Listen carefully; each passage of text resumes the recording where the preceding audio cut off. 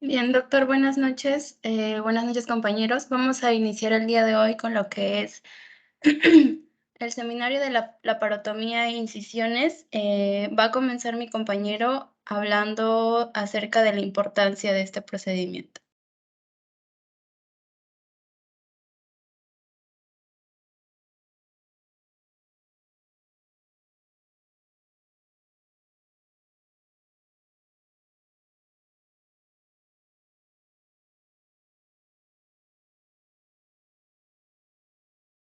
Buenas, buenas, buenas. Sí, se te escucha. Sí, doctor, continúe, no se preocupe. Continúe, por favor. Ya, no lo escuché, se me había cortado el internet. Muchas gracias. Continúe, doctor. Bueno, en esta oportunidad vamos a hablar de la importancia de la laparotomía. La laparotomía, como se sabe, el primer pronóstico que se da al escuchar la palabra laparotomía es una importancia quirúrgica, viendo que el propósito de esta es abrir, explorar y examinar diferentes partes del abdomen para poder tratar los problemas que se presentan dentro de ella, ¿no? Vamos a ver también que hay distintos tipos de laparotomía, o sea, de áreas donde se puede hacer la laparotomía. Pero, ¿dónde vamos a comenzar todo esto? Vamos a ver que la laparotomía trata de verse los órganos, los tejidos y, bueno, estos que se encuentran en el interior, claro, y la exploración quirúrgica del abdomen se recomienda para poder diagnosticarla. Vamos a ver esta que podemos diagnosticar una enfermedad. Vamos a confirmar, vamos a corroborar y vamos a ver los métodos que se van a utilizar para diagnosticarla. Vamos a ver que la palabra laparotomía va a provenir del griego lápara, que es abdomen, y tomos, que significa abrir o cortar.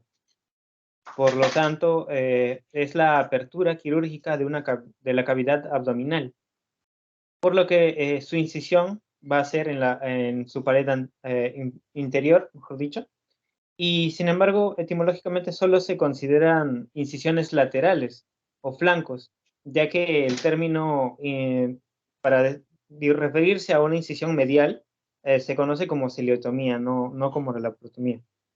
Ese término se usa quirúrgicamente porque se ve que hay una extensa reparación quirúrgica que se va a necesitar hacer cuando sea necesario para tratar los trastornos a veces de la pelvis, a veces de ovarios, a veces de todo lo que es intestino, y vamos a ver todo lo que es a bordo abdominal. También se constituye el primer tiempo de la laparotomía, como todas las cirugías de cavidad abdominal, pero es aquí donde se toma una gran utilidad porque la exploración se va a dar en una exploración simple para poder dar un diagnóstico prematuro, por lo cual se necesita para despechar dudas si es que esta patología abdominal, los métodos clínicos no van a ser, o son, mejor dicho, escasos para poder llegar a un diagnóstico certero. Bueno, eso sería todo por mi parte, doctor. Paso con mi compañero. Muy bien, doctor, muy bien. Buenas noches con todos. Bueno, yo voy a continuar con la exposición acerca de la anatomía de la pared abdominal. Siguiente. Bueno, la pared abdominal va a estar constituida por estructuras que van a cerrar toda lo que es la cavidad abdominal, ya sea en su parte anterior, lateral y posterior. Entonces, viéndolo desde la parte más superficial a profunda, la pared abdominal va a estar constituida por la piel, seguido del tejido celular subcutáneo, la fascia superficial, ¿no? Que va a tener dos capas, la capa superficial o fascia de Camper y la capa profunda o fascia de Scarpa. Profunda esta capa o esta fascia superficial van a estar lo que son los músculos.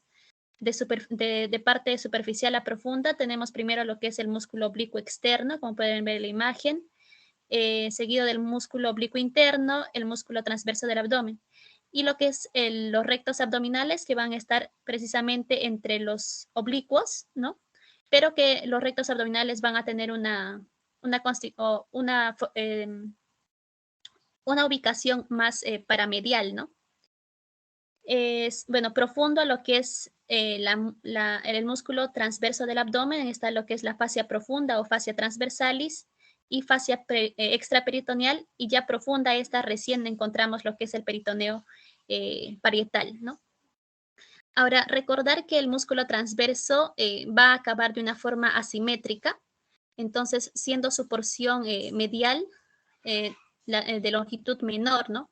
Y es por ello que se va a dibujar a esa zona una curva, ¿no? En el inicio de su aponeurosis, que se va a conocer como la línea semilunar o línea de Spiegel, ¿no?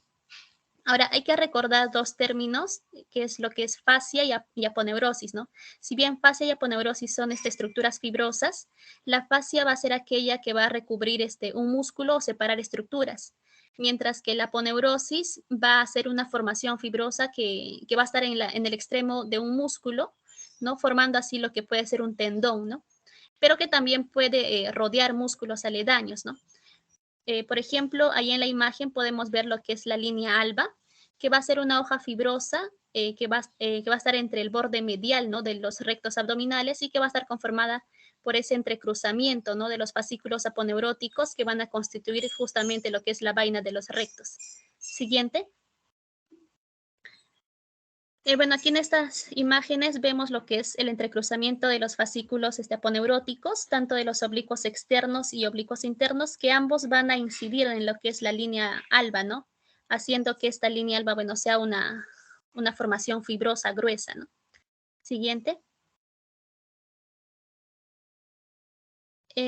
Bueno, como mencioné, las aponeurosis pueden, aparte de formar tendones, pueden rodear lo que son los músculos aledaños, y eso va a ser el caso, por ejemplo, de lo que es la vaina de los rectos, ¿no?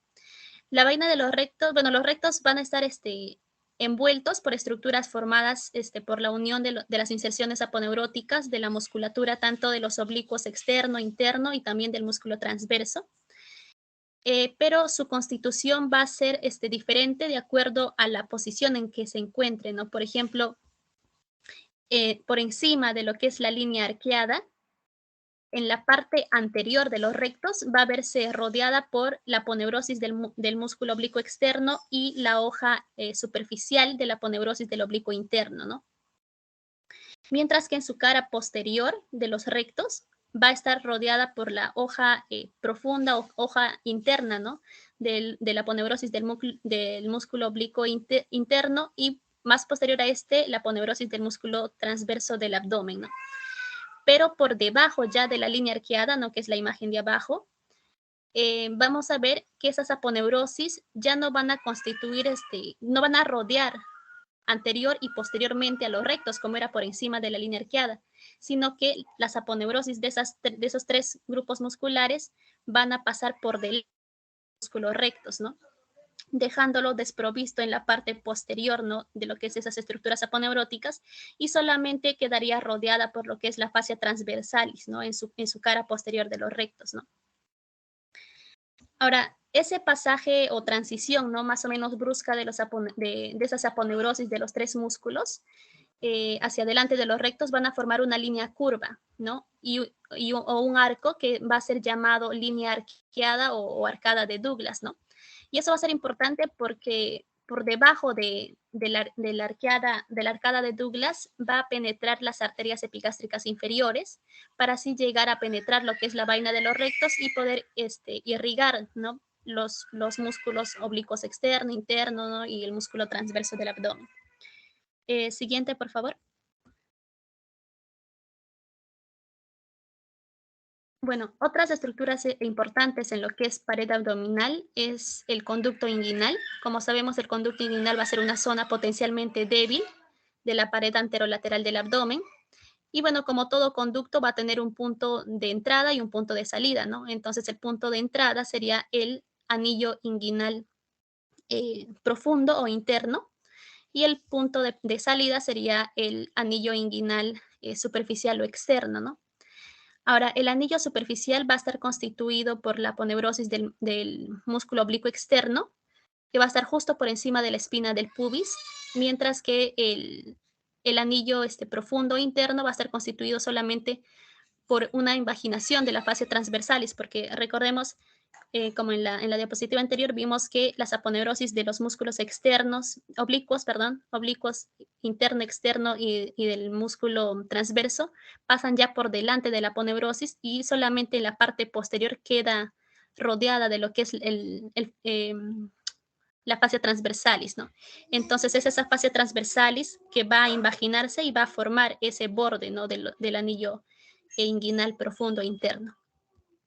Ahora, el interior del conducto inguinal va a corresponder al trayecto del cordón espermático, en el caso de los varones, o al ligamento redondo del útero, ¿no? En caso de las mujeres, ¿no? Y bueno, sabemos que la pared posterior del conducto inguinal va a soportar grandes variaciones de presión intraabdominal, y eso va a explicar la frecuencia de las hernias inguinales, ¿no? Que bueno, como sabemos son de dos tipos, ¿no? Las hernias inguinales indirectas y las directas, mientras que las indirectas se van a desarrollar en el anillo inguinal, pudiendo pasar en todo lo que es el conducto inguinal y así llegar, por ejemplo, en el caso de los varones hasta el escroto. En caso, por ejemplo, de las hernias inguinales directas, estas van a ocurrir a través del triángulo de Hesselbach, ¿no? Que va a ser esta estructura formada por el ligamento inguinal, ¿no? En la parte inferior, por los vasos epigástricos inferiores, que van a ser en la parte lateral, y medialmente va a estar formada por lo que es el borde lateral del músculo de los rectos. Y bueno, va a ser importante conocer la anatomía de esta región, ya sea tanto para la reparación de las hernias y también como para efectuar, ¿no? correctamente las técnicas quirúrgicas y así evitar recidivas, ¿no? Y bueno, ya para terminar, siguiente, por favor. Vamos a hablar un poco de lo que es la inervación e irrigación. La inervación de todo lo que es la pared abdominal va a estar provista principalmente por los nervios tóraco-abdominales, ¿no? Que van a provenir del T7 a T11, las ramas cutáneas laterales de T12, el nervio subcostal de T12 también, el nervio iliohipogástrico de L1 y el nervio ilioinguinal de L1. Mientras que la irrigación, siguiente por favor. La irrigación va a estar compuesta principalmente de las arterias subcostales, ¿no? Que van a ser provenientes de la arteria subclavia, las arterias lumbares de la aorta y la circunfleja ilíaca profunda y la epigástrica inferior, que van a ser ramas de la arteria ilíaca externa, ¿no? Pero también va a estar, por ejemplo, ahí en la pared anterior irrigada por lo que es las arterias epigástricas superiores, ¿no? Que van a provenir de la mamaria interna, ¿no? Bueno, eso es todo con respecto a mi exposición. Voy a dar paso a mi siguiente compañero. Muy bien, doctora. Muy bien. Buenas noches, doctor y compañeros. Siguiendo con la exposición, yo voy a hablar sobre los tipos de incisiones quirúrgicas. En primer lugar, mencionaremos por qué se elige o la elección de la incisión quirúrgica, ¿no? En primer lugar, debemos tener en cuenta que las incisiones deben proporcionar una vía mucho más directa para el acceso del órgano que queremos abordar. En segundo lugar, este corte, la longitud que se hace con la incisión, debe permitir tener un buen campo operatorio. Y a su vez también este mismo corte debe evitar lesionar estructuras adyacentes al órgano o estructura que queremos abordar. Luego también debemos tener en cuenta que una vez hecha la incisión se debe reparar todo el tejido que ha sido cortado, ¿no? Por lo cual se deben reparar y se debe tener en cuenta, ¿no? La cicatrización de estos tejidos. Y a su vez también tener en cuenta el aspecto estético también de las cicatrices, ¿no? Que los pacientes siempre van a querer que una cicatriz no sea o muy grande o no abarque mucho espacio, principalmente por la parte estética. Siguiente, por favor. Bien, ahora, según los tipos de incisiones que podemos hacer a nivel del abdomen, tenemos las incisiones verticales. Estas incisiones verticales se pueden dividir en incisiones medianas, que se realizan a nivel de la línea media. Paralelas a estas incisiones medianas, también podemos realizar las incisiones paramedianas. Y de acuerdo a la relación con el ombligo, podemos tener incisiones supraumbilicales por encima del ombligo y debajo del ombligo las incisiones verticales infraumbilicales. Bien, en primer lugar hablaremos sobre las incisiones verticales medianas, ¿no? Estos son unos es un tipo de incisión que va a tener como base a nivel del apéndice sifoides, ¿no? Y puede pasar a través del ombligo o en otros casos contornear la superficie del ombligo. En cuanto a su acceso, se utiliza para poder acceder a la cavidad abdominal de forma más rápida.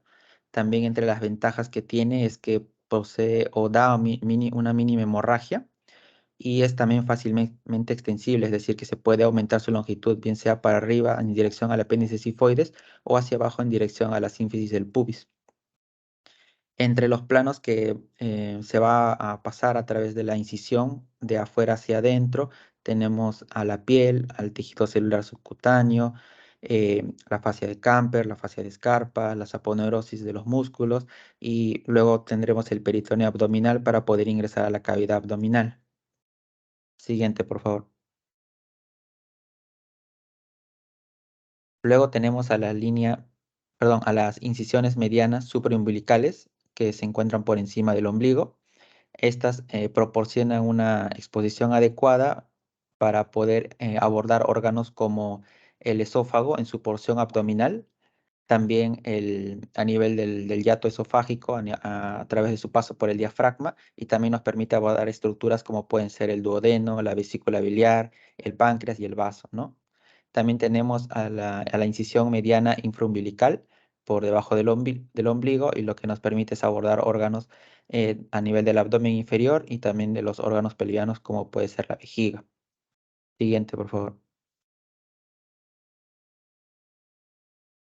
Luego tenemos las incisiones paramedianas, eh, que son incisiones que se realizan de forma paralela a las incisiones medianas y pueden ser bien derechas o izquierdas y se utilizan principalmente para abordar estructuras como el órgano, estructuras como el estómago, el duodeno y el páncreas. Y lo que permiten es abordar con un mínimo sangrado y también se puede extender la incisión para arriba o para abajo, ¿no? Según las necesidades del procedimiento. Estas a su vez también se pueden clasificar según su relación con el ombligo en supraumbilicales, infraumbilicales o también se pueden combinar.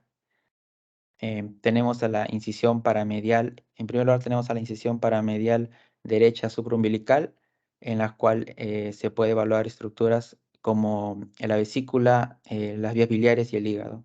Siguiente, por favor. Luego también tenemos la incisión paramedial izquierda supraumbilical, que es una incisión paralela a la línea media, ubicada hacia el lado izquierdo y por encima del ombligo. Con esta incisión podemos abordar órganos como el estómago en sus partes del fondo y el cuerpo. También podemos abordar el vaso, el ángulo esplénico del colon y la parte izquierda del hígado. Luego tenemos la incisión paramedial derecha infraumbilical que se ubica en lateral a la línea media, hacia la parte derecha y por debajo del ombligo, en la cual podemos abordar órganos como el colon ascendente, el ciego, el apéndice, los vasos ilíacos. A nivel de las vías urinarias podemos abordar el uréter derecho y en las mujeres podemos evaluar la trompa de falopio derecha y el ovario derecho. Luego tenemos la incisión paramedial izquierda infraumbilical, en el cual podemos abordar órganos como el colon descendente, el recto, el colon sigmoides, el uréter izquierdo, y la trompa de falopio izquierda y el ovario izquierdo. Siguiente, por favor. Compañero, yo ya no voy a continuar porque esa parte me correspondía a mí. Sí, no hay problema. Eso sería todo de mi parte. Gracias.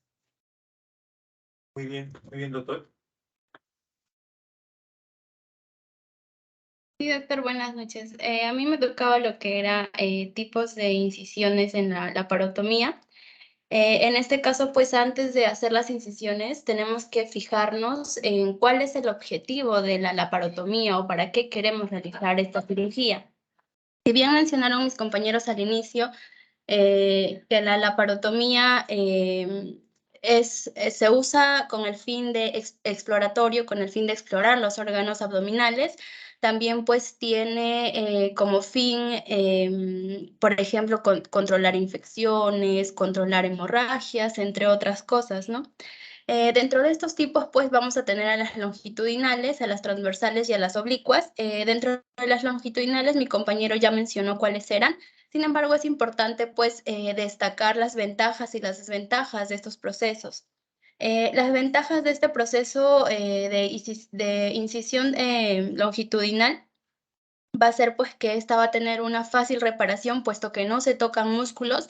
La mayoría de estas se hacen a nivel de la línea alba o en líneas pues paralelas a estas. Es un buen campo operatorio en el que se trabaja, hay buenas vías de drenaje, no necesita, como ya mencionaba, una sección muscular y pues estas requieren poca hemostasia.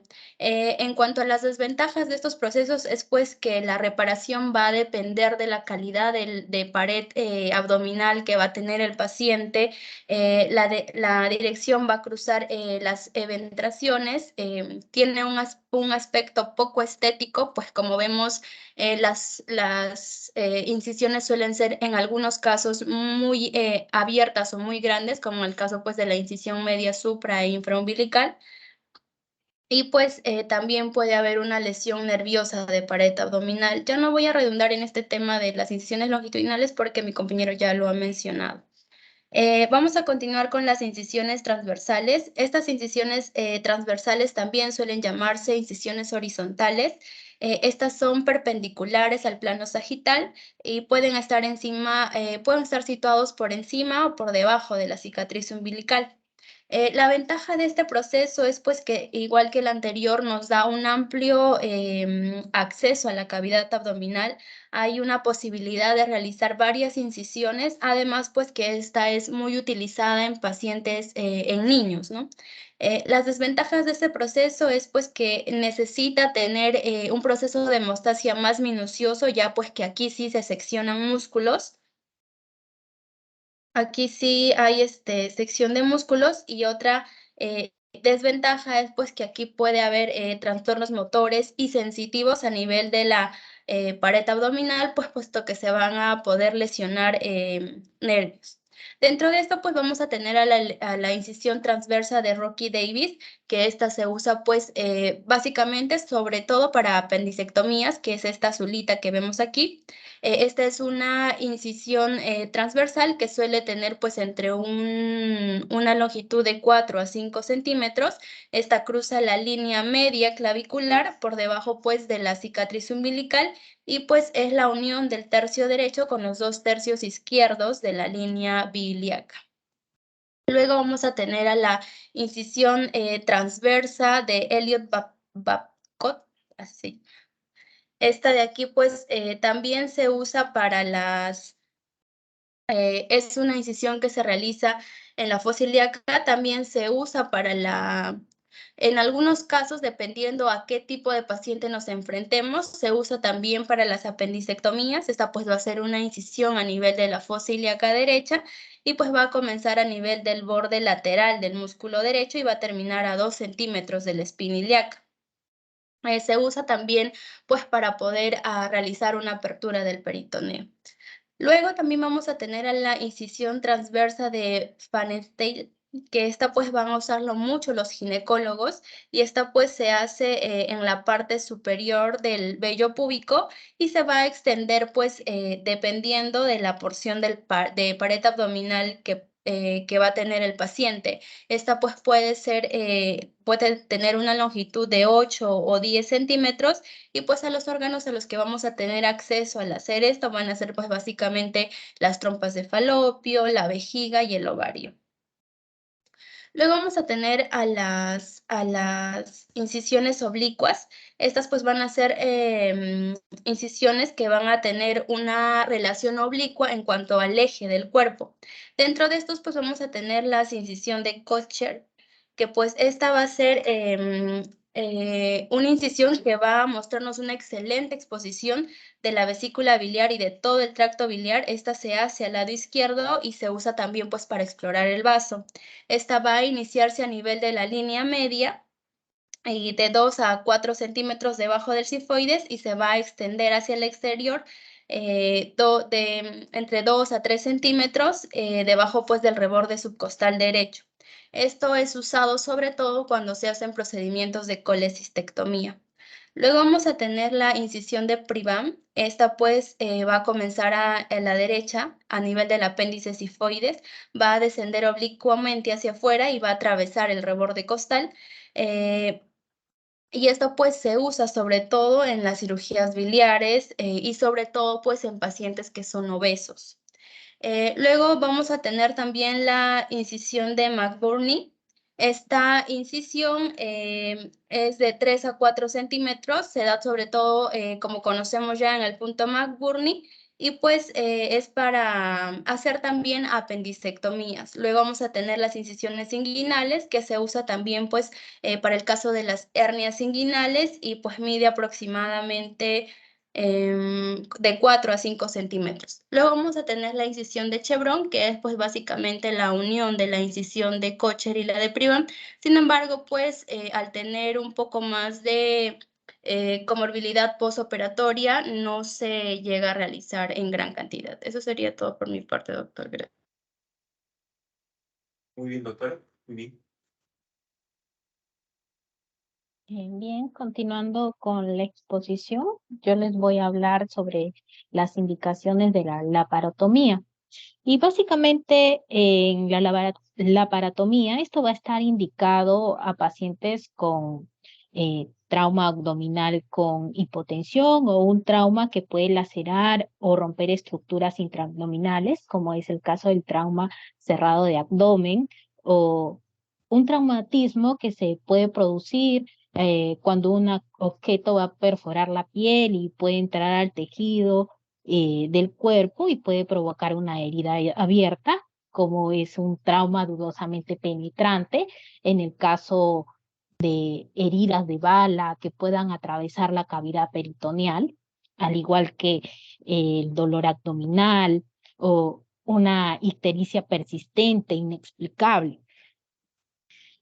También vamos a tener lo que corresponde a una masa abdominal de origen no identificado, esa hinchazón en la parte del área ventral abdominal, al igual que la ascitis de causa desconocida, como se reconoce a la acumulación del líquido en la cavidad abdominal, y también vamos a tener un sangrado abdominal o sangrado crónico.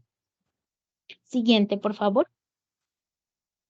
Al igual que si hablamos de las indicaciones, también vamos a tener contraindicaciones de la laparotomía, que básicamente, si bien es cierto, no van a existir contraindicaciones absolutas para una laparotomía exploratoria que se pueden realizar en emergencia, pero también va a existir que vamos a contar que va a haber pacientes neuróticos o deprimidos y que estos van a estar contraindicados, al igual que también enfermos con pérdida de peso que puedan estar relacionados con anemia, hiperglucemia o un aumento de la fosfatasa alcalina o trastornos metabólicos graves.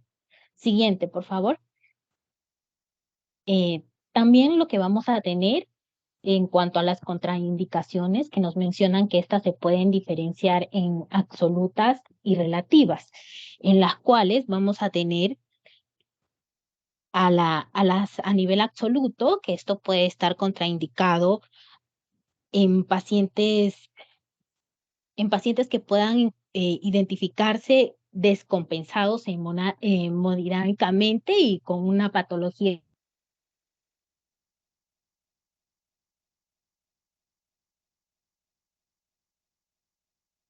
peritonitis o una obstrucción abdominal, que pueden reconocerse como patologías quirúrgicas abdominales de urgencia o trastornos graves de la coagulación no corregida, o también vamos a tener a lo que corresponde a tumores primarios de origen desconocidos o grandes tumores abdominopélvicos como cáncer abdominal o enfermedades cardiorrespiratorias severas. También o una hernia externa irreducible. A nivel relativo, lo que podemos presentar es que el paciente haya tenido una cirugía abdominal previa o sea un paciente no cooperador o tenga una hipertensión portal o exista un proceso infeccioso a nivel de la pared abdominal o una hipertensión o una hernia hiatal o una cardiopatía isquémica, al igual que también los trastornos de la coagulación corregida. Y bueno, ahora vamos a poder ver, identificar todo lo que hemos podido mencionar a través de un video.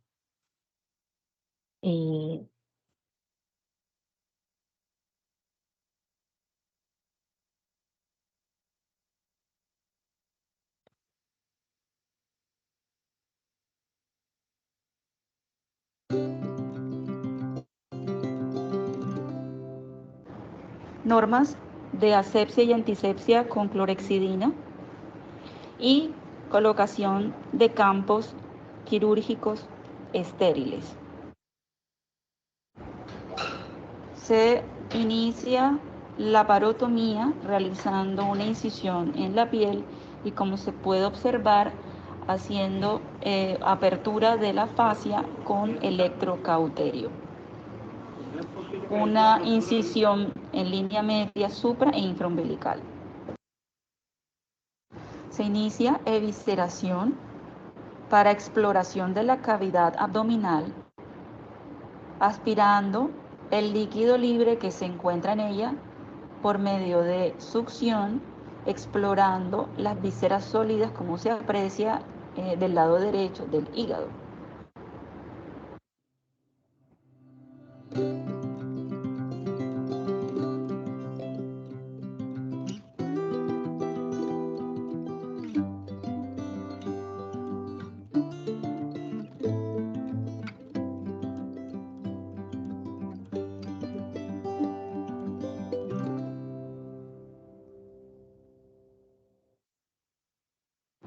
Se realiza la misma maniobra del lado izquierdo del abdomen en búsqueda de lesiones a nivel esplénico. Posteriormente se hace una revisión centímetro a centímetro de las asas intestinales desde el estómago hasta el colon, de manera ordenada y sistemática.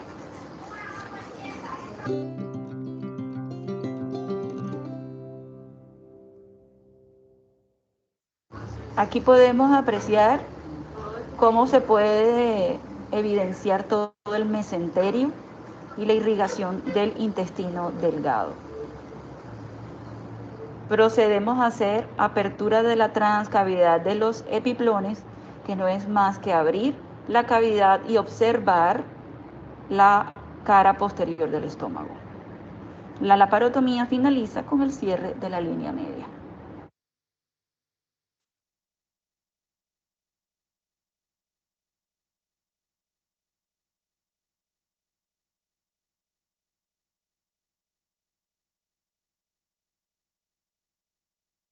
Bueno, ahora continuamos acerca del tema de las complicaciones. Y pues en sí las complicaciones no son tan frecuentes, pero ningún procedimiento va a estar completamente libre de riesgos, ¿no? Por eso es de que acá como que tenemos algunos ejemplos de algunas posibles complicaciones después de haberse realizado la laparotomía. Uno de ellos sería, por ejemplo, el sangrado. Otro sería la infección postoperatoria, que sería esta infección en el sitio de la operación, ¿no? Pero simplemente, pues, va también a depender de otros factores que puedan influir en esta infección, ¿no? Ya sea, por ejemplo, las medidas de asepsia, de antisepsia, también la edad del paciente, si presenta otras comorbilidades o si ya tuvo otra reintervención, ¿no? También la presencia de coágulos sanguíneos, daño en los órganos, formaciones también de la hernia, ¿no? En sí, hablar de la hernia incisional, que serían las eventraciones, porque es como que una complicación, ¿no? Bien conocida de la laparotomía. Y también recordar de que, por ejemplo, las incisiones verticales van a ser más ventrógenas que las incisiones horizontales. También otras complicaciones que se puede comentar es acerca de las cicatrices. Bueno, eso también va a depender del tipo de incisión que se va a optar, ¿no? Bueno, algunos suelen ser pequeñas y otras como que un poco más grandes. También hay otras complicaciones que sería acerca de la reacción a la anestesia, el hilio posoperatorio, ¿no? Que podría presentarse como un hilio adinámico o totalmente lo opuesto, que sería dinámico. El dinámico puede ser a causa ya sea de causa mecánica, o sea, puede presentarse debido a ya sea bridas, adherencias, algunas estenosis anastomóticas. Y cuando hablamos de un hilio adinámico después de la operación, pues especialmente se va a dar por la exposición, ¿no? De las vísceras o también por el manipuleo de los órganos, ¿no? Como hemos estado viendo en el video. Pues este hilio postoperatorio puede llegar a durar hasta aproximadamente 72 horas. También otra complicación sería bueno, la obstrucción intestinal postoperatoria, que también se daría por bridas, adherencias. También este dolor prolongado, ¿no? Justo en la zona de la operación. Y también un retraso en la recuperación del tránsito intestinal. Siguiente, por favor. Bueno, también va a ser importante hablar acerca de algunos factores de riesgos que pueden implicar en aumentar el riesgo, ¿no? De estas complicaciones. Y una de ellas es que, por ejemplo, el paciente puede presentar alguna cirugía abdominal previa, si presenta otras comorbilidades, ¿no? Ya sea enfermedades metabólicas, ya sea la diabetes principalmente, enfermedades cardíacas o pulmonares, si su sistema inmunitario está deficiente, trastornos sanguíneos, o también si tiene alguna medicación, ¿no? Determinar qué medicamentos se está tomando antes de la laparotomía. También estilos de vida, ¿no? Por ejemplo, si suele tener estos malos hábitos, ¿no? Ya sea el tabaquismo, el alcoholismo o la drogadicción. El siguiente, por favor. Bueno, entonces, como conclusiones de este seminario acerca de la laparotomía, pues recordar que va a ser un procedimiento quirúrgico en la pared abdominal, ¿no? Va a tener fines diagnósticos, pero en algunos casos, si se requiere, se va a efectuar un tratamiento quirúrgico. Se va a realizar la laparotomía ya sea en casos de urgencia o de forma selectiva. Por ejemplo, si hablamos de urgencia, es cuando hablamos de un caso ya sea de abdomen agudo, algún traumatismo abdominal cerrado, abierto o alguna complicación posoperatoria. Y si hablamos de algún caso de forma selectiva, puede ser ya sea por ser paliativa o también curativa. Acerca de los objetivos, pues uno de ellos sería el control de la hemorragia, controlar la contaminación, la exéresis de órganos, también la reparación de lesiones y el lavado de la cavidad abdominal. La pared abdominal va a ser la cavidad que tiene mayor número y tipo de incisiones para poder llegar a todos los órganos, ¿no? Que se desea explorar. También recordar que en toda incisión deben guiarse los principios de antisepsia y asepsia, ¿no? Como uno de los principios para evitar disminuir el riesgo de complicaciones y también de infecciones, como uno de ellos, ¿no? Y en lo posible, los nervios deben ser respetados, pues si en caso se llega a seccionar alguno de ellos, pues puede provocar mm, ya sea algunas manifestaciones, ¿no? Como por ejemplo parálisis, parestesias o algunas neuralgias, ¿no? De la zona en la cual se haya afectado. Y acerca de los músculos, pues la mayoría de los casos deberían ser eh, seccionados paralelamente a la dirección de sus fibras. Y pues ya que si la incisión se corta de manera perpendicular a la dirección de sus fibras, pues va a generar que, por ejemplo, puede originar un punto débil, ¿no? En la pared y puede también causar o ser fuente de una eventración. Y pues como hemos visto, como mis compañeros lo han comentado acerca de los diversos tipos de incisión, ¿no? Que se realizan em, en la parte, en la cavidad abdominal, ya sea de verticales, oblicuos y transversales, ¿no? Y cada una de ellas, pues, va a depender también del órgano en el cual se quiere explorar y también de que cada uno tiene sus ventajas, desventajas, como también las características de la dirección, como también tamaño, ¿no? Em, bueno, eso sería todo, doctor, para poder culminar con el seminario. Muy bien, doctores. Muy bien, felicitarles por la exposición del tema.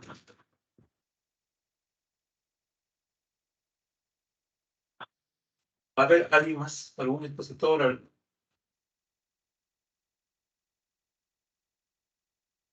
Sí, doctor, van a continuar los artículos. Ya, muy bien, gracias.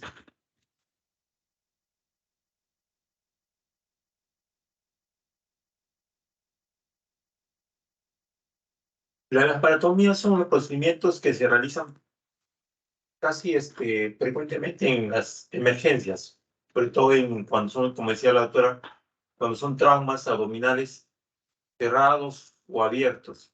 También en caso de abdómenes agudos quirúrgicos, llámese tipo inflamatorios, hemorrágicos, obstructivos, isquémicos.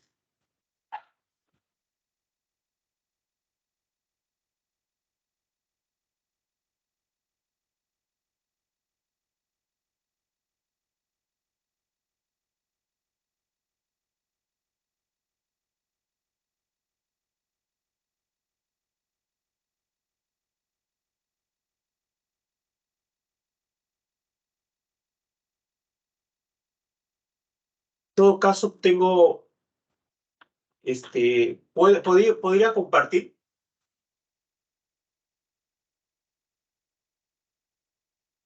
Doctores,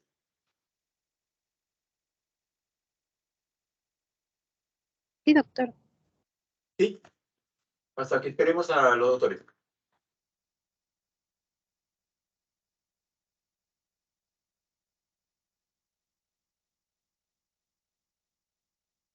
¿Se ve la diapositiva, doctores? ¿Sí? ¿Doctores? Sí se ve. Ya, estas serían las indicaciones frecuentes de abdomen agudo quirúrgico. Tipo inflamatorios, la más común son las apendicitis, obstructivos por heridas y adherencias, hernias, neoplasias, las perforativas, especialmente por úlceras gástricas o duodenales, neoplasias, las hemorrágicas, el embarazo ectópico roto, especialmente en ginecología. El hemorrágico también puede ser un trauma esplénico o hepático. Y vasculares, las isquémicas o las hernias complicadas estranguladas. Otro, los famosos traumas abdominales también son causas de laparotomías frecuentes en la emergencia. Ya. Este es un caso de un paciente de 60 años que llega a la emergencia, se toma una placa y se ve una imagen radiolúcida y radiofax. ¿Ven la placa, doctores? ¿La placa? Doctores, ¿ven la placa? Sí se ve, Sí se doctor. ve.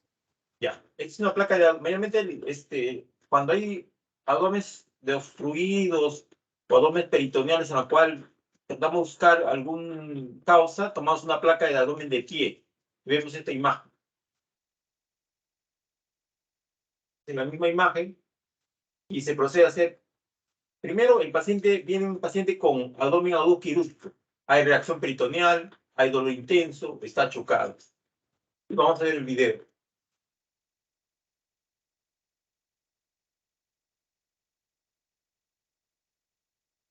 ¿Se ve el video, doctores? Sí, doctor. Doctores, ¿se ve el video? Sí se ve. Ya, en este caso se ha hecho una laparotomía, una incisión mediana, supra e infraumbilical, porque se nota una imagen sospechosa, ¿eh? Es una incisión y se procede a realizar el retiro de un cuerpo extraño, ¿eh? Que está a nivel de los intestinos. Pero eso se permite gracias a una laparotomía.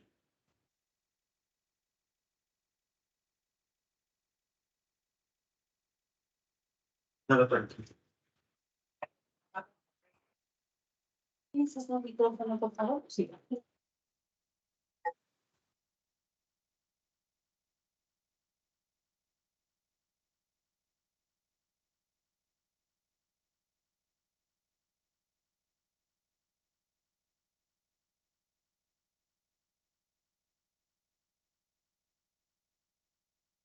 Bueno, entonces, gracias a la laparotomía se permitió retirar este cuerpo extraño. Entonces, es una de las indicaciones de una laparotomía exploratoria. El otro es el caso de esta paciente. Es una paciente mujer de 35 años de edad que viene con una masa a nivel de epigastrio y mesogastrio. ¿Se ve la imagen, doctores? ¿Doctores? Sí se ve, doctor. Sí, Ya, doctor. Sí se ve, doctor. Ya, entonces es una imagen que aparentemente pareciera que... ¿Qué piensan ustedes? ¿Qué podría ser? Una ventración. Un tumor. ¿Qué más? Una hernia. Una hernia, Una muy hernia. bien, muy bien. Un tumor, una hernia. ¿Eh? Sí, sí. Son las primeras posibilidades. Ya, esta es la presión. ¿Cómo está la presión? ¿Qué les parece la presión? Normal, doctor. Normal. Está ¿La frecuencia normal. cardíaca? Doctores. Dentro del Normal. rango Ya, la frecuencia respiratoria. normal. Normal, ¿eh? Excelente. Ya. Entonces vamos al examen. Al examen vemos la masa, una masa a nivel de epigastrio. Masa, hay ruidos. Lo primero que se hace es la inspección. Ya vemos la masa. Vemos después los ruidos hidroaéreos disminuidos. Es una masa móvil, no reductible, sobre todo en hipogastrio y mesogastrio. Estos leucocitos, ¿qué le parecen los leucocitos? Leucocitos. Elevados. Ah, elevados, ¿eh? Elevado. Ajá, elevado. ¿Y la hemoglobina? ¿Qué le parece la hemoglobina? Normal. Está normal. Normal. ¿La glucosa?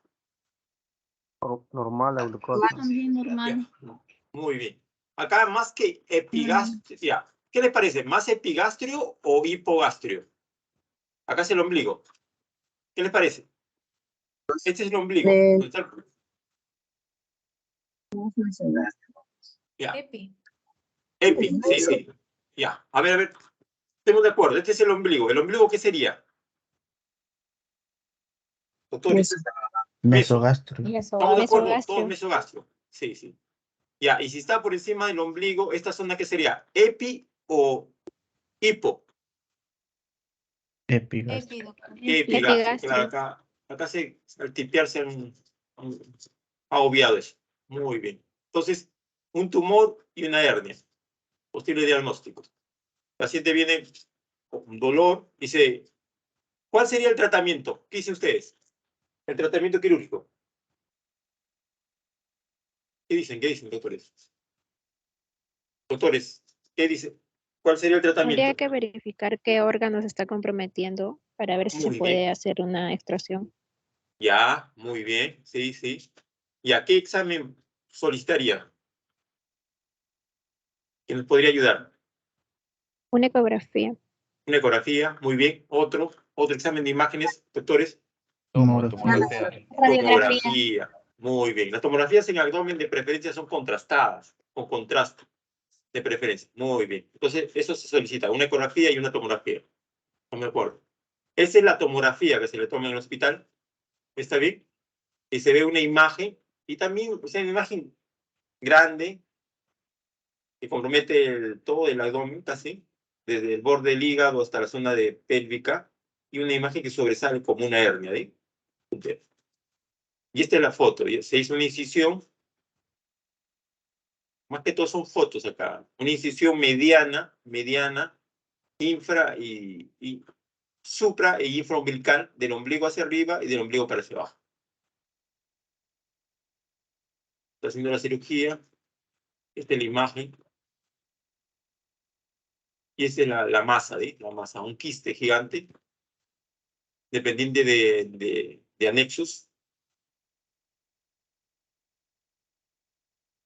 Entonces, dos ejemplos de laparotomías de la aparatomía que nos permite realizar extracción, en este caso de un tumor y el otro de un cuerpo extraño. ¿Alguna pregunta, doctores?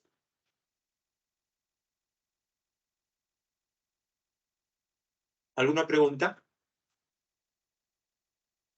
Más o menos el promedio, más o menos era 2 kilos, ¿sí? Más o menos, de la imagen del tumor, ¿sí?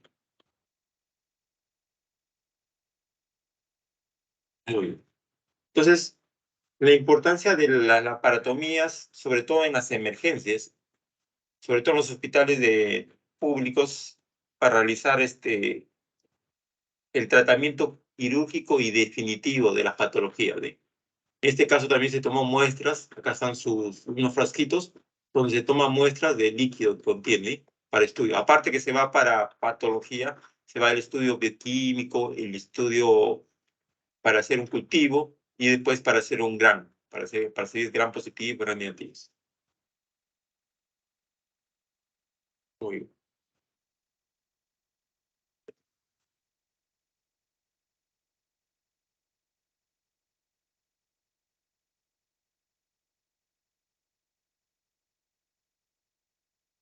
Muy bien.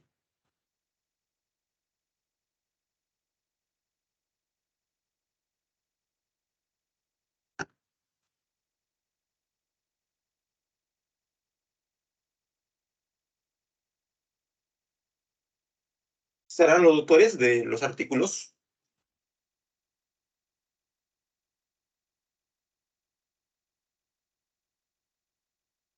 Sí, doctor, yo voy a Proyecto el proyectar. artículo. Ya, Ah, ya. muchas gracias, doctor. Actualmente también las laparoscopías son alternativas dependiendo del tipo de patologías y de acuerdo a la disposición de los hospitales. En algunos hospitales no cuentan con laparoscopías, sobre todo en las noches, entonces en ese caso la laparoscopía no son realizadas, entonces se hacen laparatomías, o algunos hospitales del interior, ¿sí? Por ejemplo, por decirle, en estos últimos incidentes de Juliaca, de Puno, posiblemente todos esos pacientes que han entrado por traumas abdominales, posiblemente la gran mayoría han hecho laparatomías, sobre todo en traumas abdominales, en la cual hay compromiso de la vida y el paciente está con trastornos hemodinámicos, hipotenso, taquicárdico, los pacientes están en shock. Un paciente con trauma abdominal y chocado, una de las indicaciones es una laparatomía exploratoria para descartar un trauma abdominal, ¿eh? Posiblemente en estos departamentos las cirugías abdominales se han realizado en gran cantidad para tratar de salvar la vida de estos pacientes.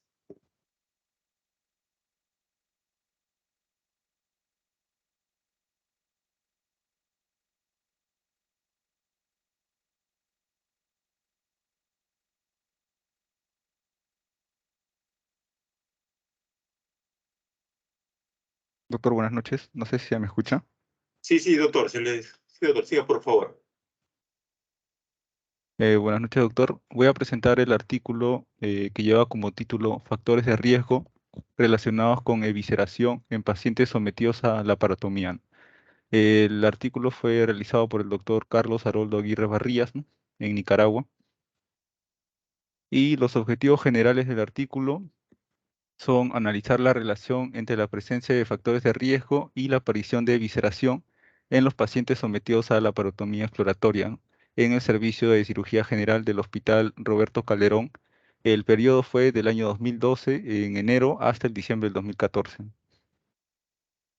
Y los objetivos específicos fueron identificar la relación entre los factores que aumentan la presión intraabdominal y la evisceración, también analizar la relación entre los factores que alteran estructuralmente los tejidos y el desarrollo de la evisceración, establecer la relación entre los detalles técnicos de la intervención quirúrgica y la aparición de la evisceración, y establecer la relación entre las complicaciones de la herida quirúrgica y la presencia de evisceración, ¿no? Entonces el estudio tuvo un diseño de tipo no experimental, fue un estudio analítico, retrospectivo y correlacional, y entre los criterios de inclusión están pues que participaron los pacientes que fueron atendidos en el servicio de cirugía entre el periodo de enero del 2012 hasta diciembre del 2014, ¿no? Y tenían que presentar la complicación de evisceración. Ahora, vemos entre los resultados, acá vemos los factores que van a incrementar la presión intraabdominal y la evisceración, ¿no? Que se han tenido en cuenta.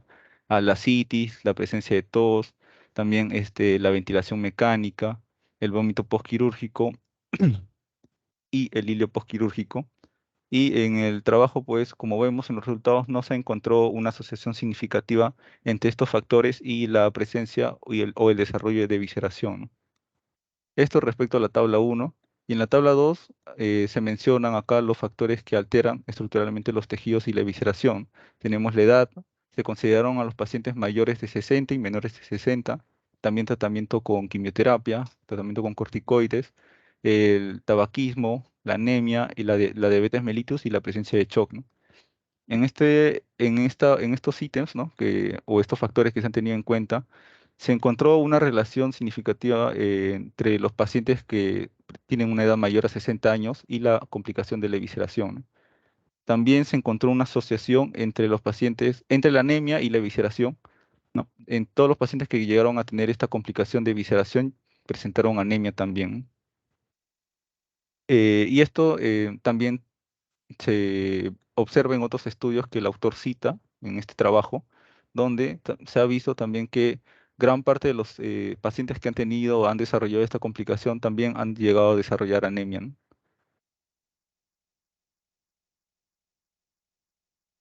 Y por último tenemos la tabla 3, donde encontramos los factores dependientes de la cirugía y la evisceración. Y acá se encontró que la infección del sitio quirúrgico se correlacionó con la aparición de la evisceración, ¿no? Y también este factor de riesgo es importante porque el autor también ha citado diferentes trabajos donde se observa que esta es una de las más frecuentes, ¿no? Y que también se puede corroborar con este estudio, ya que otros autores también han citado y han explicado lo mismo, ¿no?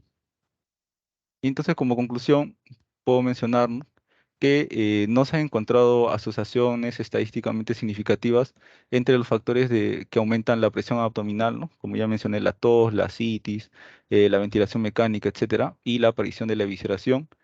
Sin embargo, sí se encontró una asociación entre la edad en pacientes con mayores de 60 años y el desarrollo de esta complicación. También hay una asociación entre la anemia y la evisceración y ninguno de los factores propios de la intervención quirúrgica ha mostrado una asociación significativa con esta, ¿no? Y la presencia de la infección del sitio quirúrgico sí se asoció a la presencia de evisceración.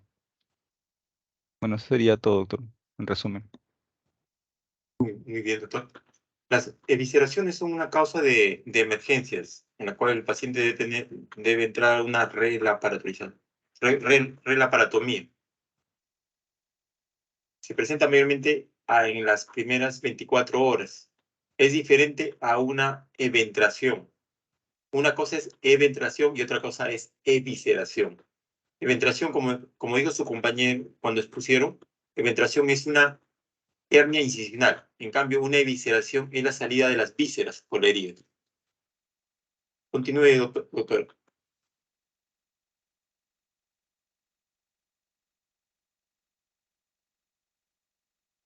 Continúe, doctor. Buenas noches, doctor. Sí, buenas Continúe, noches, por favor, doctor. doctor. Sí, por favor. Sí, en este caso, pues vamos a continuar con los artículos.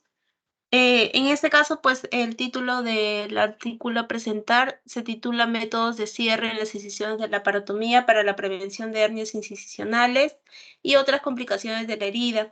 Esto ha sido publicado en noviembre del 2017 por los autores Patel, Nelson y Bédula. Bueno, en cuanto a los antecedentes, pues normalmente los cirujanos van a realizar este tipo de laparotomías estos deben de tomar varias decisiones con respecto al cierre abdominal, ya sean tanto en el material y el tamaño de los posibles tipos de las suturas, pues estos van a variar dependiendo a la situación en que se encuentren. Además, pues también se puede elegir cerrar la incisión ya sea en capas anatómicas o también en masas. así como utilizar una técnica de sutura tanto continua como interrumpida, de las cuales hay diferentes estilos, y pues también va a existir cada vez más debate en cuanto a la técnica de sutura y materiales de la misma, en cuanto al mejor cierre, ¿no?, que va a tener la herida, mientras que también esto va a ser, digamos, favorable para la reducción del riesgo de complicaciones tanto a corto y largo plazo. En los objetivos, pues vamos a tener que identificar las mejores técnicas de sutura y materiales de sutura disponibles para el cierre de la fascia luego de las incisiones de la laparotomía, mediante la evaluación de las siguientes comparaciones, como por ejemplo las suturas absorbibles versus las no absorbibles, el cierre en masa o por capas, la técnica de cierre continuo o interrumpido, las suturas de monofilamento y las de multifilamento, y las suturas de absorción lenta versus las de absorción rápida. Y pues el objetivo en sí no fue tanto determinar la mejor combinación única del material y las técnicas de sutura, sino que comparar ambos componentes en individual para un mejor cierre abdominal. En cuanto a la obtención de datos, pues se evaluó en cuanto al riesgo y al sesgo en diferentes ya bibliografías pasadas, y pues se calculó el cociente de riesgo resumido para los resultados en cuanto a la evaluación y la revisión, de los cuales fueron dicotómicos, y se utilizó el modelo de efecto aleatorio basado en la heterogeneidad observada en todos los estudios y análisis. Y por último se completó dicho análisis en subgrupos planificados a priori para cada resultado, con la exclusión de los estudios que las intervenciones comparadas diferían en más de un componente. En cuanto al resultado, pues fueron un total de 19.174 participantes que cumplieron con los criterios tanto de inclusión, y pues en estos estudios fueron incluidos heterogéneos en el tipo de suturas utilizadas, los métodos de cierre y la población de los pacientes.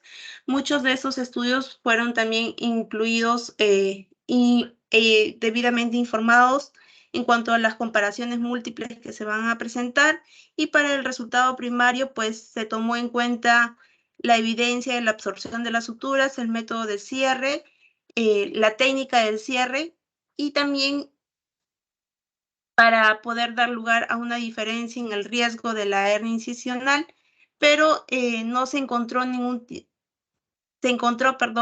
una evidencia que indica que las suturas con monofilamento redujeron el riesgo de la hernia incisional en comparación con las suturas de multifilamento. Y para los resultados secundarios se encontró que ninguna de las intervenciones redujo el riesgo de infección de la herida, ya sea basado en la absorción de la sutura, el método de cierre o la técnica de cierre.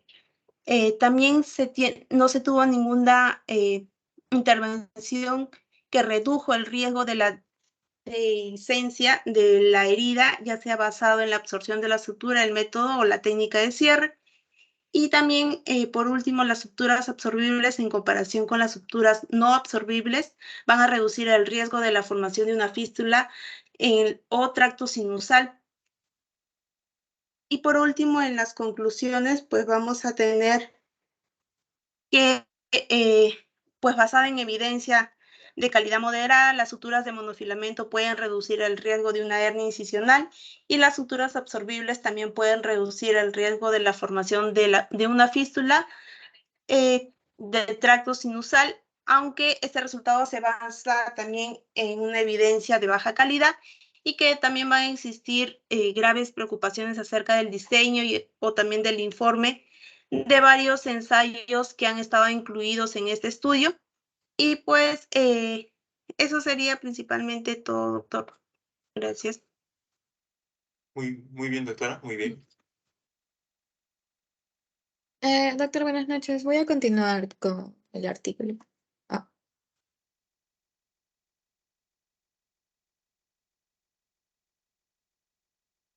Voy a proyectar.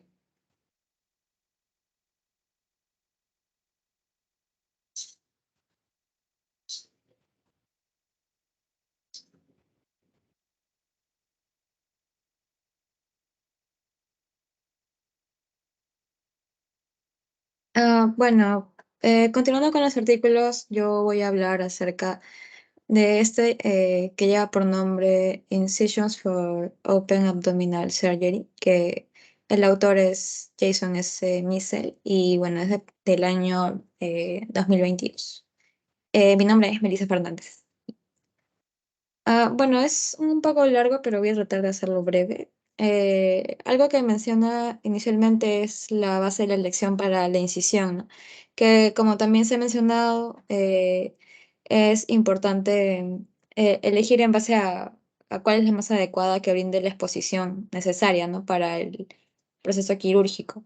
También que éstas tengan en cuenta los cambios que se pueden dar según los hallazgos intraoperatorios o complicaciones también, y que estas también deben reducir el riesgo de complicaciones posteriores al procedimiento quirúrgico, ¿no? También mencionan básicamente las que están aquí, que es la necesidad de una entrada rápida, tener certeza del diagnóstico, tener en cuenta la constitución corporal también, ya que más adelante mencionan respecto a los pacientes con obesidad, también el potencial de sangrado, eh, también minimizar el dolor postoperatorio y se incluyen también los resultados estéticos, ¿no?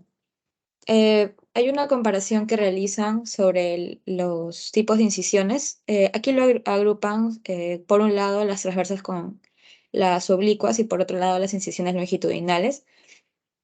En esta parte inicial presentan algunos resultados reportados en otros estudios. Por ejemplo, mencionan que las incisiones transversales como las oblicuas también, frente a las longitudinales, pueden disminuir la incidencia de complicaciones como las adherencias o también obstrucciones intestinales postoperatorios.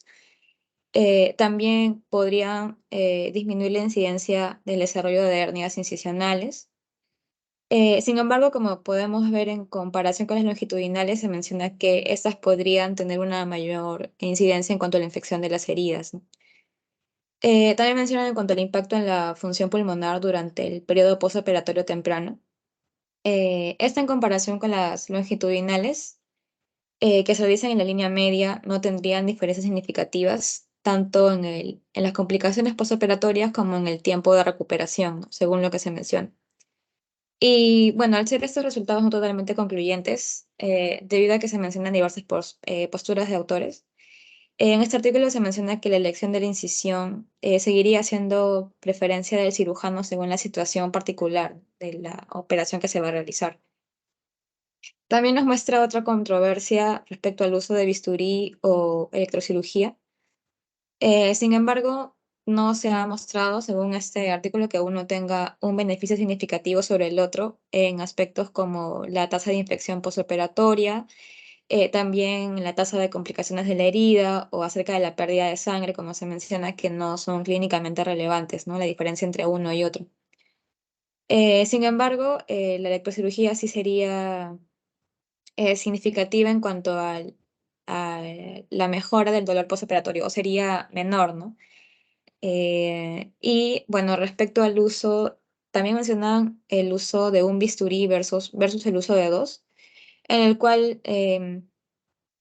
hay, digamos, autores que mencionan el uso de un bisturí para hacer la primera incisión a través de la piel y un segundo bisturí para los tejidos subcutáneos, ¿no? Versus usar un solo bisturí tanto para la incisión a través de la piel como de los tejidos subcutáneos, ¿no?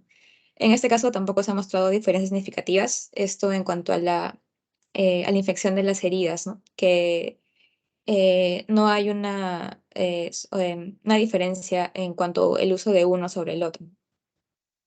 Bueno, en esta parte, más básicamente en el control del sangrado mencionan el uso de electrocauterización, pero también es importante mencionar que cuando se hace la primera incisión, cuando se está realizando, los pequeños vasos subcutáneos que se dividen, estos se contraen, ¿no? Y se controla este sangrado. También acerca particularmente de las incisiones longitudinales, mencionan que pueden haber, como también se ha mencionado, aquellas que están en la línea media, como las paramedianas y pararectus. Sin embargo, las que están en la línea media son las más frecuentes, que tienen como ventaja que limita la posibilidad de hemorragia o lesión nerviosa, aprovechando esto que em, solamente las ramas terminales de los vasos sanguíneos y los nervios de la pared terminal terminan en esta línea media, ¿no? Esto es lo que limita la posibilidad de estos eventos hemorrágicos. También aquí mencionan que sería beneficioso para pacientes anticoagulados o con presencia de vasos epigástricos agrandados con riesgo de lesionarse también. Y otra ventaja es que esta proporciona una entrada rápida y también permite mayor expansión abdominal. Y también proporciona acceso fácil a vísceras abdominales, ¿no? Como se menciona, podría ser al hígado, al vaso, riñones, ¿no? Entre otros. Respecto a las paramedianas, como se ve en la imagen, se realizan a 2 o 5 centímetros, ya sea a la izquierda o derecha de la línea media. Se menciona como ventaja que disminuye el riesgo de complicaciones como las hernias, pero el proceso de estas tardaría más y también aumentaría el riesgo de lesionar vasos epigástricos, es lo que se menciona. Y con respecto a las incisiones en pararecto, que como se ve en la imagen, igual se hace en el borde lateral de este músculo, se menciona que ya no es usado de forma frecuente debido a que pueden causar denervación en esta zona y también llevar a parálisis. Incluso también se menciona atrofia muscular. Y aquí se recomienda que la longitud de incisión debe ser bueno, debe limitarse a no más de 2 dermatomas, ¿no? En cuanto a las oblicuas, igual como vemos en la imagen, se muestran los 3 tipos de incisión, como son los de McBurney, en este caso también se ve la bilateral, subcostal, que puede ser unilateral o bilateral, y la tracoabdominal, que, bueno, no se representa en esta figura, ¿no? Bueno, respecto a la incisión de McBurney, menciona que es, digamos, por la zona en la cual se ubica, es ideal para la realización de apendicectomías o en general cirugías donde requiere exposición del cuadrante inferior derecho e izquierdo. Sin embargo, también vemos esta otra incisión transversal que es de Roque Davis o Elliot, la cual también pasa por el punto de McBurney, ¿no? Básicamente comparte las indicaciones de la incisión oblicua que habíamos mencionado, ¿no? Y en caso de la subcostal, unilateral o bilateral, aquí se puede indicar cuando se requiere acceder al abdomen superior, ¿no? O a los flancos también, ¿no? Como aquí se menciona, puede indicarse en policistectomías abiertas, cirugías de vías biliares, ¿no? Entre otros. Sin embargo, una desventaja es que puede generar dolor postoperatorio y la estética también sería deficiente, ¿no? A comparación de la incisión de McBurney, que tiene esta ventaja en cuanto a la estética, debido a que, debido a que se realizan en las líneas de Langer. Bueno, ya por último, en cuanto a las transversales, aquí también se resalta la ventaja estética por la misma causa de la anterior que se hacen en las líneas de Langer, como está esta figura. Eh, Sin embargo, también hay ciertas desventajas que mencionan, como es exposición limitada proporcionada a la parte superior del abdomen, también la extensión es limitada, hay aumento del tiempo quirúrgico y también podría ser potencialmente mayor la pérdida de sangre, ¿no? Y en cuanto a las incisiones transversales bajas, pueden ser problemáticas cuando el panus es grande. Estas son las que vamos a encontrar. Se ha mencionado que pueden ser, bueno, están las abdominales y las pélvicas.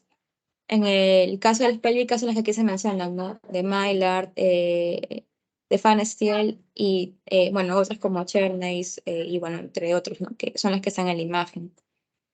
Esta es la que justamente mencionaba, que es como que también pasa por el punto de McBurney, las indicaciones podrían ser las mismas que la incisión oblicua, ¿no? Como está en esta imagen. Y con respecto a la de flancos, sobre todo se destacaban por abordar estructuras retroperitoneales. También se mencionó como útil en el caso de pielonefritis enfisematosa, debido a que evita la contaminación del peritoneo, ¿no? Cuando existen infecciones activas, como en este caso. Y con respecto a las pélvicas, se puede encontrar las que aquí se mencionan, básicamente. Y bueno, como están en esta imagen, lo que se puede observar es que básicamente la incisión que se realiza es a nivel inferior, transversales bajas, y básicamente se diferencia en su distancia de sínfisis del pubis, ¿no?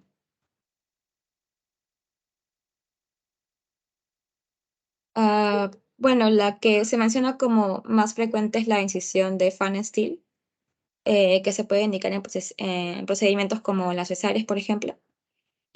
Sin embargo, también hay ciertas desventajas que se mencionan, ¿no? Como son el riesgo de seromas, hematomas, infección de la herida, y también en algunos casos se menciona el dolor crónico, ¿no? Sin embargo, aquí eh, hay ciertos predictores que estarían relacionados a este dolor crónico, que podrían incluir el entumecimiento después de una incisión primaria, repetir la incisión, y también en los procedimientos de emergencia, ¿no? Y bueno, esta es otra de Tierney que es similar a la de Pfannenstiel. En este caso implica incidir los tendones del recto más inferior también. Y la exposición al espacio retropúbico de Retzius, que podría indicarse en este caso de retropraxia retropúbica, ¿no? Que, bueno, básicamente es la misma imagen que se ha mencionado, que se ha mostrado, ¿no?, anteriormente. Y por último, ya nos hace referencia a las incisiones en los pacientes obesos. Bueno, en este caso menciona que nos... Disculpe un momento.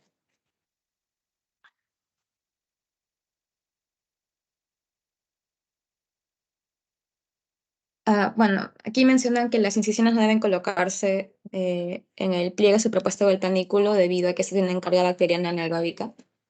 Y bueno, lo que aquí se menciona es la técnica de que deben sujetarse con pinzas, estirar eso hacia abajo. Y la incisión, realizarla en una ubicación ya sea paramediana o también en la línea media que se extienda por encima del ombligo, ¿no? Y esta técnica, según lo que aquí se menciona, es que ha demostrado una reducción de la tasa de infección de la herida de un 42% a un 3%, ¿no?, que es significativo.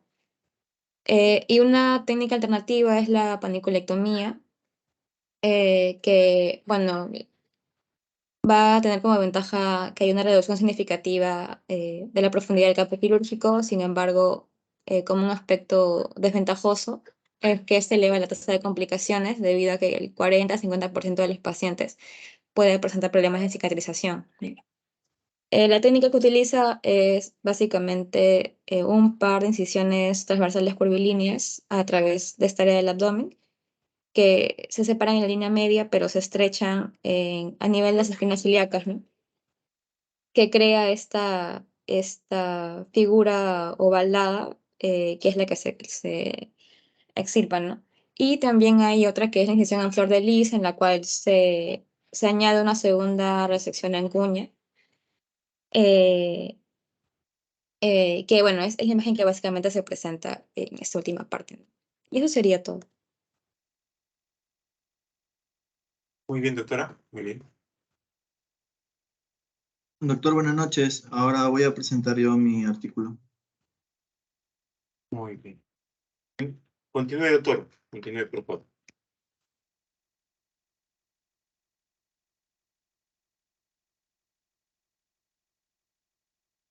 Bueno, buenas noches, doctor. Buenas noches, compañeros. Voy a presentar mi artículo sobre una revisión de la cirugía laparoscópica ginecológica de los sitios de entrada no umbilicales. Este es el autor, Howard Sharp, y fue publicado el 12 de agosto del 2022. Bueno, en la parte introductoria, pues menciona que en ginecología la cirugía laparoscópica se utiliza para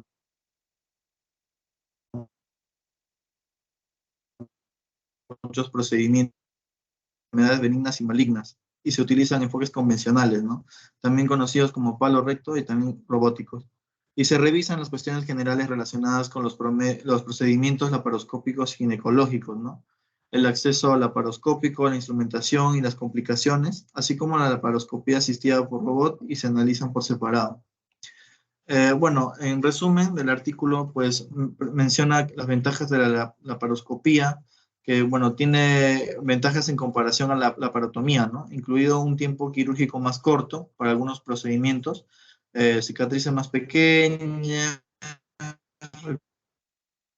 recuperación más rápida y Con respecto a la evaluación preoperatoria, pues antes de la laparoscopía incluye una revisión de las comorbilidades médicas, ¿no? Y las pruebas preoperatorias adecuadas. La evaluación de los factores de riesgo de enfermedad adhesiva y otras afecciones, ¿no? Que pueden alterar la anatomía de la pared abdominal y la cavidad peritoneal. Por ejemplo, hernias umbilicales, ¿no? Apendicitis, dolor pélvico y alguna enfermedad inflamatoria. El posicionamiento intraoperatorio del paciente, pues las posiciones estándar del paciente para la laparoscopía ginecológica son la litotomía supina o dorsal, ¿no? Y si se utiliza la posición de la litotomía dorsal, las piernas del paciente se colocan en estribos. Con respecto a los instrumentos, casi todos los instrumentos disponibles para la laparotomía ahora están disponibles para su uso en la laparoscopía, ¿no? Los instrumentos que son particulares de la laparoscopía incluyen el telescopio, instrumentos para la entrada laparoscópica, la cánula uterina para manipular el útero y las bolsas y los morceladores, ¿no? Utilizados para la extracción de tejido. Con respecto a la entrada en la cavidad abdominal, pues en la entrada del ombligo, el acceso laparoscópico ginecológico se realiza comúnmente a través del ombligo, ¿no? Con frecuencia usando una aguja de Veres para la insuflación seguida de la colocación de un trócar, ¿no? Y el uso de trócares ópticos, trócares de expansión radial o técnicas abiertas son opciones alternativas para la entrada, ¿no? Y aproximadamente la mitad de las complicaciones laparoscópicas están relacionadas con la entrada inicial, ¿no? En la cavidad peritoneal. No hay datos de que un enfoque de entrada sea mejor que otro para reducir el riesgo de las lesiones al entrar. Con respecto al acceso no umbilical, pues los candidatos quirúrgicos para acceso no umbilical incluyen pacientes con sospecha de enfermedades adhesivas, ¿no? Cirugías periumbilicales previas o laparotomía, hernia umbilical o reparación previa de hernia, una gran masa pélvica, embarazos, obesidades o delgadez extrema y laxitud de la pared abdominal. Con respecto a los sitios anatómicos de entrada, los sitios abdominales no umbilicales que se usan comúnmente en la laparoscopía ginecológica incluyen el punto de Palmer, ¿no? 3 centímetros por debajo del margen costal izquierdo en la línea medioclavicular izquierda y el novelo espacio intercostal izquierdo, ¿no? Y los sitios no abdominales incluyen el fornix vaginal posterior a través del útero. El punto de Palmer y el fondo del saco uterino posterior se pueden utilizar tanto para la insuflación como para la inserción del trócar. Y el abordaje transuterino es en gran medida de uso histórico, ¿no? Pero se utiliza solo para la insuflación, seguida de la inserción del trócar en el punto de Palmer o en el ombligo. Con respecto a la cirugía periumbilical previa, para pacientes con antecedentes de laparotomía preumbilical que se someten a la laparoscopía con un trócar no óptico, se recomienda el uso de un sitio de entrada no umbilical en el lugar de entrada umbilical, ¿no? De grado 1B, y se sugiere el uso del punto de Palmer en el lugar de otros sitios abdominales no umbilicales para la insuflación, de grado 2C. Con respecto al impacto del índice de masa corporal, pues en pacientes con obesidad que se someten a una laparoscopía, se sugiere una entrada no umbilical en lugar de una entrada umbilical, ¿no? Y se usa un ángulo más cercano a la vertical en lugar de 45 grados. Y para pacientes con índice bajo, pues en los que en el premonitorio sacro es palpable y se encuentra dentro del trayecto de inserción de instrumento de insuflación, los enfoques razonables incluyen un sitio de entrada no umbilical, ¿no? O una entrada en el ombligo mediante una técnica abierta o trócar óptico. En el caso de masa pélvica o embarazo, para pacientes con una masa pélvica o un embarazo palpable y dentro del trayecto de inserción del instrumento de insuflación, los enfoques razonables incluyen un sitio de entrada no umbilical, ¿no? O una entrada en el ombligo utilizando una técnica abierta o un trócar óptico. Y para pacientes con laxitud extrema de la pared abdominal en quienes la entrada umbilical no tiene éxito, una entrada no umbilical o una técnica abierta es una opción razonable. Bueno, eso sería todo con respecto a la presentación, doctor. Muy bien, doctor. Muy bien.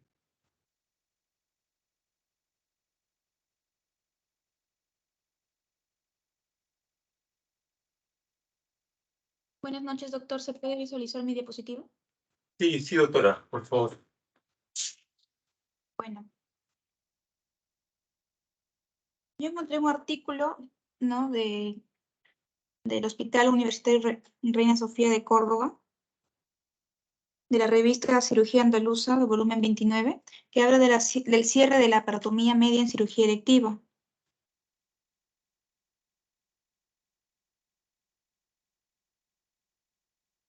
Bueno, primero, pues, bueno, una definición de lo que es el abdomen abierto es, bueno, como mencionaron mis compañeros, ¿no? Es la separación de los planos cutáneos, muscular y aponeurótico con una exposición visceral controlada que puede ocurrir luego de una laparotomía. Entonces hay una clasificación que también... Bueno, y acá la importancia, ¿no? Entonces, el artículo refiere que la importancia, es un artículo de revisión, ¿no? Que refiere que la importancia del cierre de la laparotomía media va a ser dado por las consecuencias que estas conllevan, ¿no? Que se lleve una realización deficiente de la misma. Tanto pueden dar eventraciones o incluso hernias, que ya se aclaró, ¿no? La diferencia entre una eventración y una evisceración. Bueno, y bueno, se llegó a la... En ese artículo hay dos variables, ¿no? Respecto primero el material a utilizar y otro, la técnica quirúrgica recomendada. Entonces, respecto al material a utilizar, no se observaron diferencias entre una sutura reabsorbible frente a una sutura de absorción lenta, ¿no? Esto en la incidencia de la aparición de hernias, ¿no? De tipo incisionales, aunque sí va a ser a favor de la absorción lenta con menos dolor. También acá se recomienda utilizar la sutura de monofilamento frente a una sutura trenzada. ¿Para qué? Para disminuir la infección del sitio quirúrgico y por ser de absorción lenta también es conveniente, ¿sí? Y tampoco no se han encontrado diferencias significativas en la aguja a utilizar, ¿no? Tanto en el tamaño, el calibre, el arco o incluso la punta. Y también se recomienda el uso de mallas profilácticas ya en pacientes con alto riesgo quirúrgico, ¿no? Pacientes con obesidad, pacientes con sangrado quirúrgico, con cirugía previa de aneurisma o incluso fumadores o drogadictos. Bueno, y ya en cuanto a la segunda variable, en cuanto a la técnica quirúrgica recomendada, lo que va a ser favorable o recomendado va a ser el cierre en bloque frente al cierre por capas, que es presentado en menor incidencia, ¿no? De hernia incisional. Y también se recomienda no cerrar el peritoneo de forma independiente. Entonces también va a influir la longitud de sutura respecto a la herida quirúrgica, ¿no? Y con esta relación. Y bueno, se ha considerado unos puntos claves que van a ser decisivos y que van a concluir en la necesidad de esa relación, ¿no? Al menos esta relación de 4:1 frente a la longitud de la sutura respecto a la herida quirúrgica. La longitud de la sutura utilizada debe ser al menos 4 veces la longitud de la herida. También se hizo un estudio experimental en animales que ha determinado con mayor detalle la importancia de la distribución de los puntos. Y se concluyó que, bueno, en ese estudio, ¿no? Ese estudio, subestudio, se concluye en estos, pues, como una mejor técnica, la denominada small bites, que consiste, pues, en abarcar un punto de distancia del borde facial no mayor entre 5 a 8 milímetros, ¿no? Y distancia entre puntos no mayor de 5 milímetros, ya esto utilizando ya el hilo de sutura de menor calibre, que muy posiblemente pueda resistir la tensión, ¿no?